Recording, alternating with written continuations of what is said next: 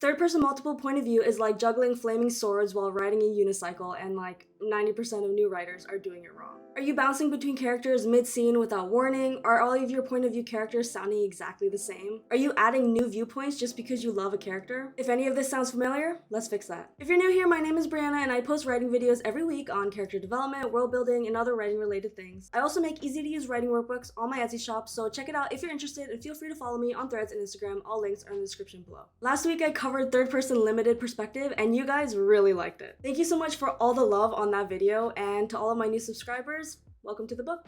You're all now characters in it. Next week, I'll be tackling third-person omniscient perspective, so if you're not subscribed, make sure you are to catch that video when it drops. Today, we're talking about the 6 third-person multiple point of view mistakes new writers typically make. I've made these mistakes myself, and I've seen them a lot of times in manuscripts that I've reviewed, but the great thing is that these errors are easy to fix, and I'm gonna show you how. Before we jump into the mistakes, let's clarify what third-person multiple perspective actually is. Third-person multiple point of view is when your story alternates between different characters' perspectives throughout the books and typically uses pronouns like he, she, or they. Unlike third-person limited or omniscient, third-person multiple gives you intimate access to the thoughts and feelings of multiple characters, but only one at a time per scene or chapter. Think of it like having multiple security cameras strategically placed throughout your story's world. Each camera shows you everything one character experiences, but you can only watch one feed at a time. When you switch cameras, you're moving to a completely different character's perspective. This point of view is incredibly popular in fantasy and epic fiction because it allows you to experience multiple storylines simultaneously. It also lets you reveal information your protagonist doesn't know, and give readers intimate access to several characters' emotional journeys. It's great for complex plots with large casts and/or when your story spans multiple locations. The keyword here, though, is controlled switching. You're deliberately choosing when and why to switch perspectives, not randomly hopping around when it's convenient. Now, there are other important differences between this and the other third-person types. Third-person limited stays with one character throughout the entire story, while third-person omniscient has an all-knowing narrator who can access anyone's thoughts at any time. Third-person limited sits right in the middle. It's intimate like limited, but also has the flexibility to show multiple perspectives. So now that you know what it is, let's talk about the 6 mistakes new writers typically make when writing in third-person multiple perspective. The first mistake is head hopping within scenes. This is like the cardinal sin of multiple point of view writing. It happens when you switch between characters' perspectives within the same scene without any clear signal to the reader, and it leaves the readers confused about whose head we're actually in. You want to stick to one point of view character per scene, and when it's time to switch perspectives, create a clear scene break. Whether that's a new chapter, a line break, or at minimum, a double space between paragraphs. But a double space can be a bit iffy. You want the transition to be as clear as possible to the reader. So instead of writing something like, Kira crept through the ancient ruins, her heart pounding as she searched for the lost grimoire. The shadows seemed to whisper warnings, but she pressed on. From behind a crumbling pillar, Thane watched her approach, impressed by her courage but worried she was walking into a trap. He'd seen those shadows before, the ones that hid wraiths drawn to magic. Kira couldn't sense them yet, but their sulfur smell was growing stronger. Try writing it as, Kira crept through the ancient ruins, her heart pounding as she searched for the lost grimoire. The shadows seemed to whisper, perhaps warning her, but she pressed on. Something felt wrong about this place. The air was too still, too heavy, and smelled like rotten eggs. But she couldn't pinpoint what was making her so uneasy. And then you have a scene break, and then you switch to Thane's perspective. From behind a crumbling pillar, Thane watched Kira approach the altar, impressed by her courage. She had no idea what she was walking into. He'd seen those shadows before, the ones that hid wraiths drawn to magic like moths to flame. Already the air was filled with their sulfur stink. Now this example, and the rest of my examples, aren't perfect. I just quickly put them together for the sake of this video, but I hope you can see how the second version keeps us firmly in one character's perspective per scene and creates clear emotional investment before switching to the other character's viewpoint. The second mistake is having too many point of view characters without a clear purpose for each of them. This usually happens when a writer adds point of view characters simply because they love them or because they think it would be cool to show their perspective, rather than it being because the story needs their viewpoint. Every point of view character should serve a specific narrative purpose and have their own developed character arc. If a character's actions and information can be conveyed through another existing point of view character, then they probably don't need their own perspective. So instead of having point of view chapters for Lyra the Dragon Tamer, Finn the Reluctant Prince, Sage the Court Mage, Rowan the Rebel Leader, Vera the Assassin, and Kai the Mysterious Stranger, all because they're interesting characters, try focusing on just 3 core point of view characters. In this case, it would be Lyra, to show the Dragon Tamer's perspective on the magical bond and approaching war, Finn, to reveal the political intrigue within the royal court, and Rowan to demonstrate the rebel side of the conflict. Each provides unique information and emotional stakes that the others can't access. If Sage's magical knowledge can be revealed through Lyra's interactions with him, and Vera's assassination attempts can be shown through Finn's perspective as the target, then you don't need their individual point of views cluttering the narrative. Now, with any writing advice, this depends on your story. This is a general rule of thumb when you're writing in third-person multiple, but if your story needs that one-off random perspective because it's crucial to the story and provides an element that none of the other point of view characters can access, then yeah, you can do it. It's your story. But you don't want to bog down the narrative with too many of those one-off point of views. The third mistake is having underdeveloped point of view characters. And this happens when writers spread themselves too thin across multiple perspectives, which results in point of view characters that feel flat or indistinguishable from another. If you're going to give a character their own point of view, they need to be fully developed with distinct voices, motivations, and character arcs. It's better to have 3 well-developed point of view characters than 6 mediocre ones. So instead of writing, Ava examined the cursed amulet, wondering if it was safe to touch. The magical energy felt strange. She hoped the others would arrive soon. Try writing it as Ava stared at the cursed amulet, conflicted between her instincts as a scholar and as a survivor. The magical signature was all wrong, like trying to read text that kept shifting between languages. Her father always said curiosity killed more mages than combat, but her fingers were already reaching for the identifier crystal in her pocket.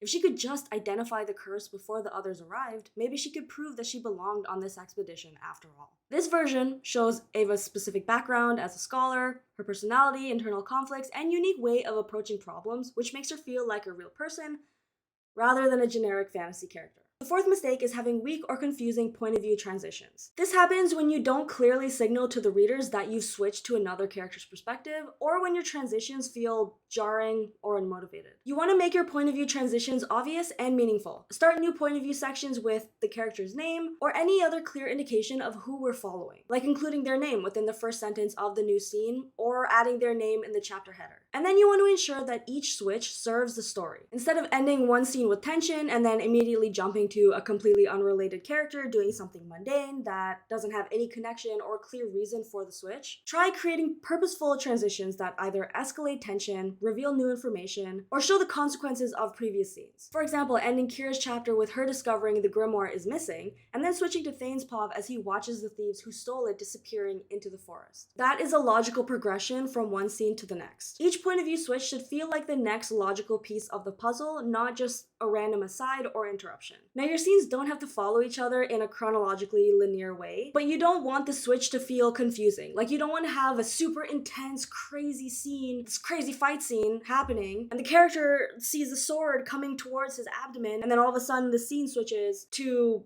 some random side character cooking dinner for their brother. Unless there's a specific reason for the switch, like maybe the side character gets a phone call saying that the previous character in the other scene just got stabbed. Yeah. Again, this is one of those pieces of advice that is really meant to be tailored to your story. But the point is that you want the scene switches to feel purposeful. Don't just switch to random point of view characters throughout the story just because you're like, oh, I haven't written in this character's point of view in a while. Let's see what they're doing. You want to arrange them in a way that feels like it's increasingly escalating the tension. The fifth mistake is making your characters' voices indistinguishable from another. When all your point of view characters think, observe, and react to the world in the exact same way, readers won't be able to tell whose perspective they're in without checking the chapter header. And it also makes the narration feel stale. Third-person multiple should feel dynamic because you're following different diverse characters. If your narration feels like one person, you might as well just be writing in third-person limited. Each point of view character should have a distinct internal voice that reflects their background, personality, education level, and worldview. Their narration should feel different even if they're observing the same events. So for example, instead of writing, "The dragon landed in the courtyard with tremendous force. Its scales glittered in the sunlight. Everyone scattered in terror." You want to color the narration with the voice of the perspective you're writing in. So if you're writing in Finn's point of view, the prince, "The dragon crashed into the royal courtyard, its bronze scales catching the morning light like polished armor. Gods above, this was exactly what father had warned him about. Now the entire kingdom would know their defenses were worthless." Or you can write it from Lyra's point of view, the dragon tamer. "Remeth touched down with grace, though she could feel his exhaustion through their bond. The way the courtiers scattered like startled chickens almost made her smile, at least until she saw the fear in their eyes. They looked at her like she was the monster, not the solution to their problems." Both of these versions reflects the character's unique relationship to the dragon, their concerns, and their way of processing the world. For example, Finn doesn't know that the dragon's name is Remeth, but Lyra obviously does. And the sixth mistake is adding point of view characters simply for convenience rather than for the story's needs. This usually happens when writers realize they need information from a specific location or situation and none of their point of view characters can get there. So they quickly create a new point of view character to provide it rather than finding organic ways to reveal that information through the existing characters. Now I know in the previous point I mentioned that depending on your story, you can add in a one-off point of view character, but in the case where you're adding it just because it's convenient and not because it serves the story, don't do it. You want to do some prep work before beginning your story to plan your point of view characters depending on the needs of your story. And if you find yourself needing information that none of your chosen point of view characters can access, consider whether you really need that information or if there's a more elegant way to reveal it through them. So instead of suddenly introducing a new perspective in chapter 15 just because you need someone to witness the villain's secret meeting, try having one of your established point of view characters discover evidence of the meeting after the fact, or overhear part of it, or piece together what happened through investigation. This helps you maintain the narrative focus while still revealing that key information. Now, if you absolutely must add a new point of view character, and this also applies to my tip about one-off point of views, introduce them early enough in the story so that readers can invest in them even just a little. That way they don't read like a convenient source of info dump.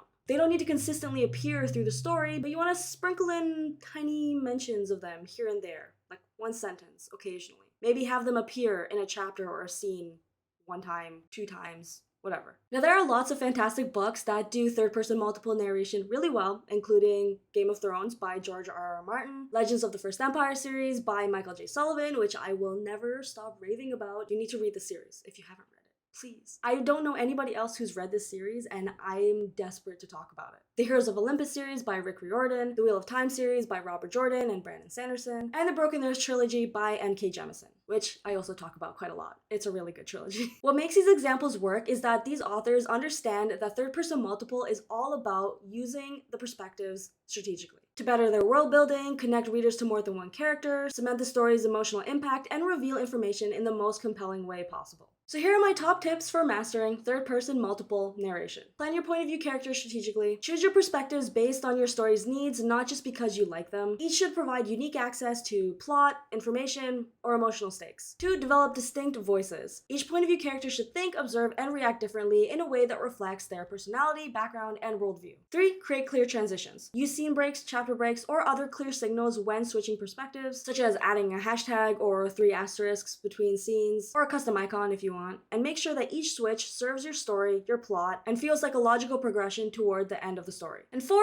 limit your point of view count. 3 to 4 perspectives is usually optimal. More than 6 becomes difficult to manage and can risk diluting the emotional investment. But again, this depends on your story. The Legends of the First Empire has, I think, more than 6 point of view characters, but it's also a 6-book series, and each character is distinct and developed because Sullivan planned all 6 books before starting the first one. So it can be done. It's just a lot more work. 5, give each character their own development arc. Point of view characters need their own growth and change throughout the story, not just access to information. Otherwise, your narration is going to feel stale and complacent throughout the entire book. And lastly, maintain consistent switching rules. Whatever system you establish for point of view transitions, stick to it throughout the story. Don't randomly change your pattern. For example, if you start out switching perspectives using chapter breaks, don't start switching with scene breaks in the same chapter mid-book, unless there's a purposeful reason for it. I hope this video helped you, and if you're interested in writing in third-person limited perspective, check this video out next to avoid making those 6 mistakes. If you're looking for affordable writing books that don't compromise your creative freedom, check out my Etsy shop, linked in the description below. And don't forget to like and subscribe because next week I'm covering third-person omniscient narration, which is kind of tricky. Until the next chapter.